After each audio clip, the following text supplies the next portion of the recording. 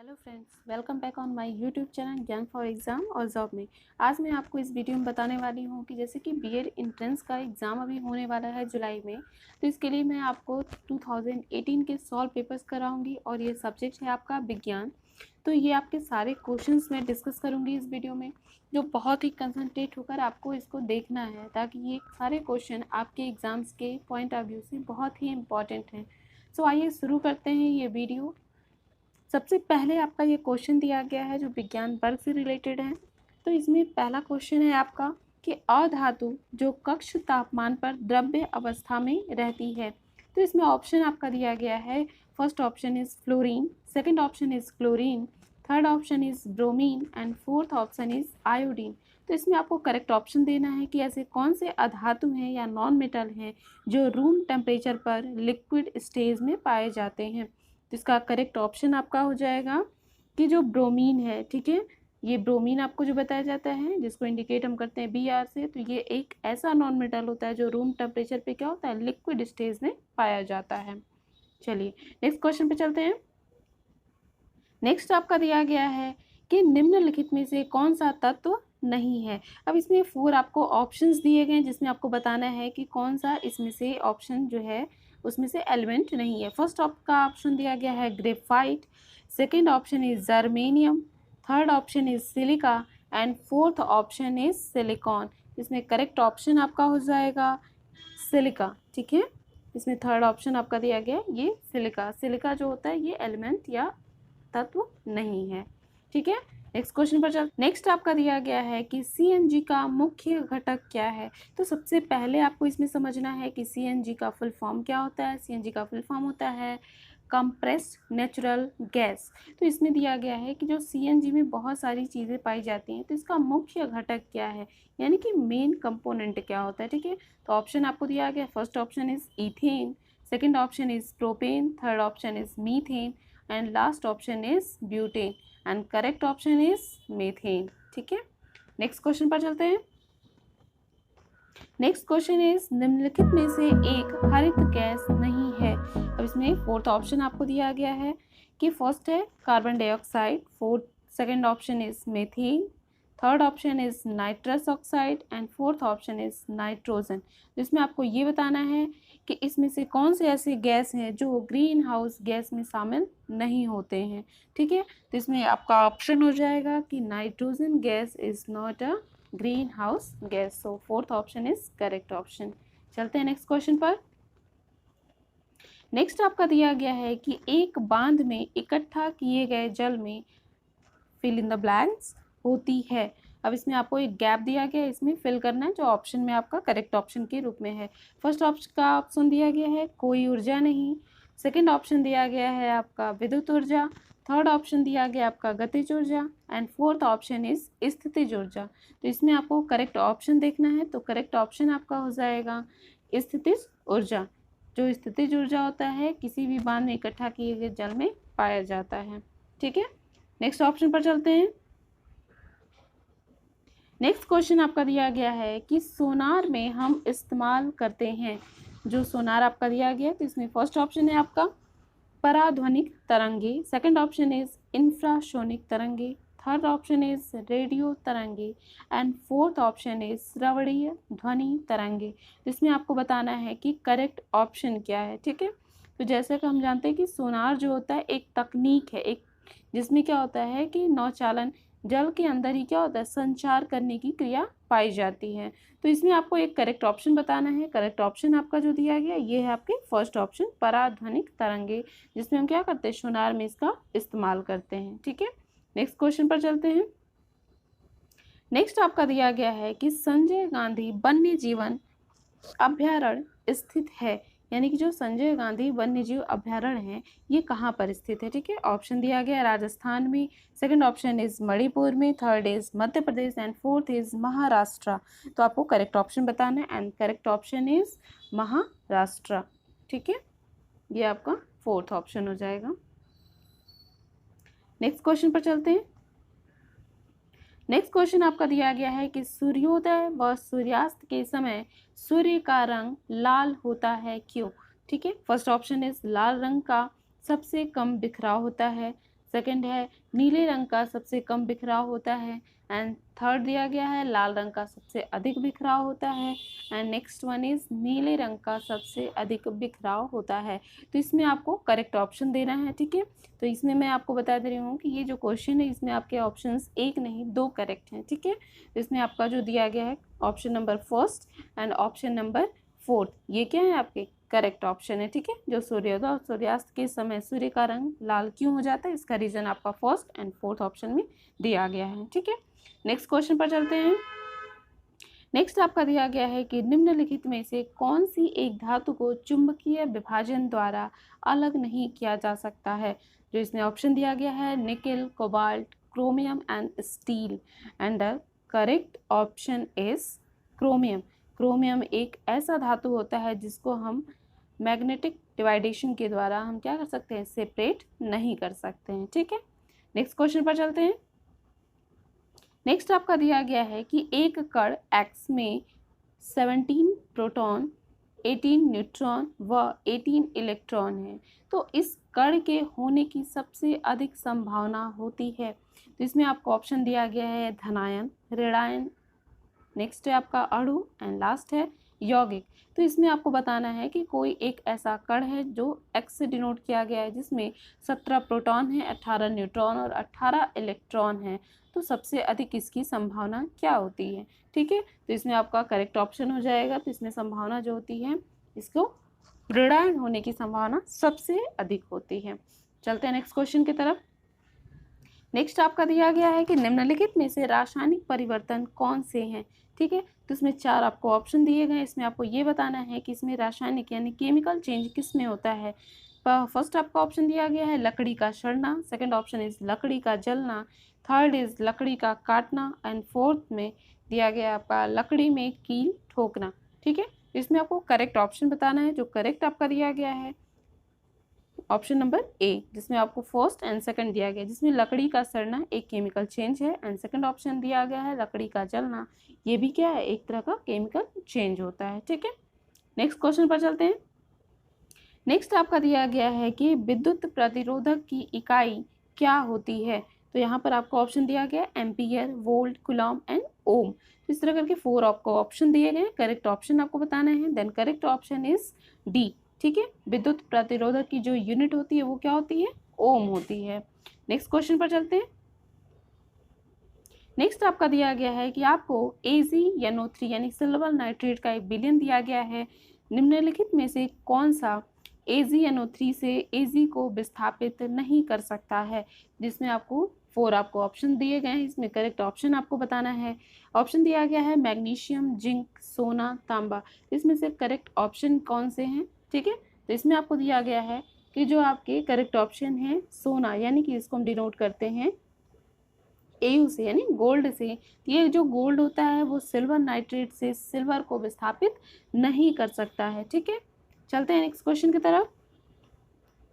Next आपका दिया गया है कि चेचक के टीके का आविष्कार किया था, किसने किया था। ऑप्शन दिया गया है अलेक्जेंडर फ्लेमिंग द्वारा, सेकंड आपका दिया गया है Edward Jenner, third is Louis Pasteur, and fourth one is Robert Koch. इसमें आपको बताना है करेक्ट ऑप्शन क्या है, यानी कि किसके द्वारा चेचक के टीके का आविष्कार हुआ था। So correct option is second, Edward Jenner के द्वारा चेचक के टीके का आविष्कार किया गया था, ठीक है। नेक्स्ट क्वेश्चन की तरफ चलते हैं। नेक्स्ट क्वेश्चन आपका दिया गया है कि पीतल एक मिश्र धातु है। जो पीतल होता है ये एक तरह का मिश्र धातु है, और मिश्र का मतलब होता है कि हम अगर 2 या 3 धातुओं को मिला दें तो इसमें कौन कौन सी धातुएं मिली हुई होती है। इसमें आपको ऑप्शन दिया गया है, फर्स्ट आपका ऑप्शन दिया गया है Cu व Sn की, सेकंड दिया गया Cu व Pb यानी कि लेड की, नेक्स्ट है आपका कि लेड व Sn, ठीक है। तो यहाँ पर आपका दिया गया है, and fourth option is Zn1 zinc व कॉपर की। तो इसमें चार आपको ऑप्शंस दिए गए हैं, चार में से आपको करेक्ट ऑप्शंस चूज करना है, ठीक है। तो इसमें आपको करेक्ट ऑप्शन जो हो जाएगा कि पीतल जो होता है ये कौन से धातु से मिला हुआ होता है। So fourth option is correct option, पीतल में क्या होता है, जिंक होता है और कॉपर मिला हुआ होता है, ठीक है। नेक्स्ट क्वेश्चन पर देखते हैं। नेक्स्ट क्वेश्चन आपका दिया गया है कि किसी तत्व का परमाणु क्रमांक 20 यानी 20 है, आधुनिक आवर्त सारणी में इस तत्व को रखा जाएगा, ठीक है। तो यहाँ पर आपको ऑप्शन दिए गए हैं द्वितीय श्रेणी, सेकंड ऑप्शन है चतुर्थ श्रेणी, और उसके बाद आपका नेक्स्ट ऑप्शन दिया गया है षष्ठी यानी सिक्स्थ है, एंड लास्ट इज प्रथम। इसमें आपको करेक्ट ऑप्शन बताना है। सो करेक्ट ऑप्शन आपका हो जाएगा यहाँ पर ऑप्शन नंबर सेकंड, चतुर्थ सारणी में या श्रेणी में आप कह सकते हो, चतुर्थ सारणी में इसमें रखा गया है। ठीक है, नेक्स्ट क्वेश्चन पर चलते हैं। नेक्स्ट आपका दिया गया है कि यदि किसी वस्तु का तापमान 268 केल्विन है तो यह कितने के बराबर होगा, क्योंकि आपको केल्विन में टेम्परेचर दिया गया है और आपको डिग्री सेल्सियस में बताना है। सो आपको ऑप्शन दिया गया है -5 degree Celsius, second option is +5, and next है आपका 368 degree Celsius, and last one is -25 degree Celsius. तो इसमें आपको बताना है सेल्सियस में। ठीक है, सो करेक्ट ऑप्शन आपका हो जाएगा यहाँ पर A -5 डिग्री सेल्सियस। तो यहाँ पर जैसे कि आप जानते हो कि अगर केल्विन में कोई भी टेम्परेचर अगर यहाँ दिया गया है तो आप कैसे समझोगे इसको। सपोज मान लीजिए कि अगर केल्विन को हम K से डिनोट करते हैं, तो अगर T डिग्री आपका सेल्सियस है, कोई भी टेम्परेचर अगर सेल्सियस में दिया गया है तो हम सपोज कर ले रहे हैं T या X मान लीजिए आप, और प्लस दिया गया है कि अगर केल्विन में आपको और सेल्सियस में निकालना होता है तो हम ऐसे इसको निकालते हैं। ठीक है, तो यहाँ पर आपको दिया गया है अगर केल्विन में है तो यहाँ पर हम क्या करते हैं, केल्विन जो आपका दिया गया है 268 यहाँ पर हम पुटअप करेंगे, और यहाँ पर आपको T डिग्री सेल्सियस और प्लस यहाँ करेंगे। ठीक है, अब यहाँ पे हम इसको लेफ्ट साइड में कर देते हैं। यहाँ आपका दिया गया है, नेक्स्ट पे हम क्या करेंगे, यहाँ पर T degree Celsius equal to कर देंगे, और करने के बाद -273, और आपका जो 268 है इसको हम राइट साइड में लाएंगे 268, और यहाँ पर आपको जब माइनस किया जाएगा तो आपका इक्वल्स टू में कितने आ जाएंगे, -5 डिग्री सेल्सियस। सो आपका यहाँ पर आपका करेक्ट ऑप्शन हो जाता है। ठीक है, इस तरह करके आप कहीं पर भी अगर सेल्सियस में या केल्विन में आपका टेम्परेचर देता है तो आप ऐसे चेंज कर सकते हैं। चलते हैं नेक्स्ट क्वेश्चन की तरफ। नेक्स्ट आपका दिया गया है निम्नलिखित में से कौन सा मिश्रण नहीं होता है। ठीक है, तो इसमें कौन सा आपको ऑप्शन दिया गया है, केरोसिन, वायु, अल्कोहल एंड पेट्रोल। इसमें से कौन से एक ऑप्शंस हैं जो मिश्रण यानी मिक्सचर नहीं होते हैं। सो इसमें करेक्ट आपका ऑप्शन हो जाएगा ऑप्शन नंबर थर्ड। ठीक है, ऑप्शन नंबर आपका थर्ड होगा, अल्कोहल एक मिश्रण नहीं होता है। चलते हैं नेक्स्ट क्वेश्चन की तरफ। नेक्स्ट आपका दिया गया है कि आलू के चिप्स को सड़ने से बचाने के लिए इन्हें प्लास्टिक बैग में निम्नलिखित के वातावरण में रखा जाता है।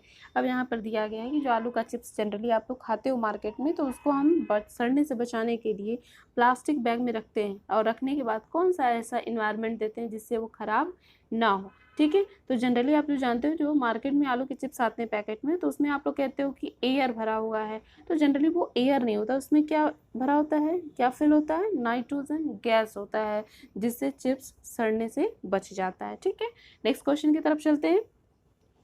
नेक्स्ट आपका दिया गया है कि 1 बिलियन लाल लिटमस को नीले में बदल देता है, इसका pH होने की संभावना है। ठीक है, तो इस तरह करके दिया गया कोई एक ऐसा सॉल्यूशन है जो लाल को क्या कर देता है, नीले में बदल देता है, तो इसका pH कितना हो जाएगा। ठीक है, तो pH आपका हो जाएगा, यहाँ पे ऑप्शन दिया गया है 1, 4, 5 एंड 10। तो इसमें करेक्ट ऑप्शन आपका हो जाएगा ऑप्शन इज 4, दिस इज 10। ठीक है, यहाँ पर नेक्स्ट आपको देख ले रहे हैं कि यहाँ पे जो 10 दिया गया है, तो यहाँ pH आपको, जैसे आप जानते हो कि अगर pH की वैल्यू जैसे होती है कि अगर 0 पर देखते हैं तो ये आपका कैसे हो जाएगा, एसिडिक मीडियम में देखते हैं। अगर 7 पर देखते हैं तो ये आपका न्यूट्रल पर हो जाता है। अगर 14 पर देखते हैं तो ये आपके क्या हो जाएंगे, बेसिक हो जाएंगे। अगर यहाँ से आप देख सकते हो 0 to 7, तो ये आपके क्या हो जाएंगे, एसिडिक। और जैसे ही हम 7 से इंक्रीज़ करते हैं 14 की तरफ, तो ये क्या हो जाते हैं, बेसिक।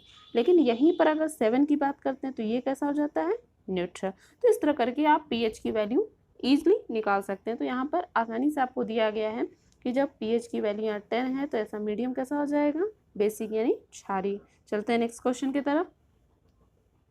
नेक्स्ट आपका दिया गया है कि गुड़ जो अम्लों द्वारा प्रदर्शित नहीं किया जाता है। ठीक है, ऑप्शन दिया गया है कि ये स्वाद में क्या होते हैं, खट्टे होते हैं।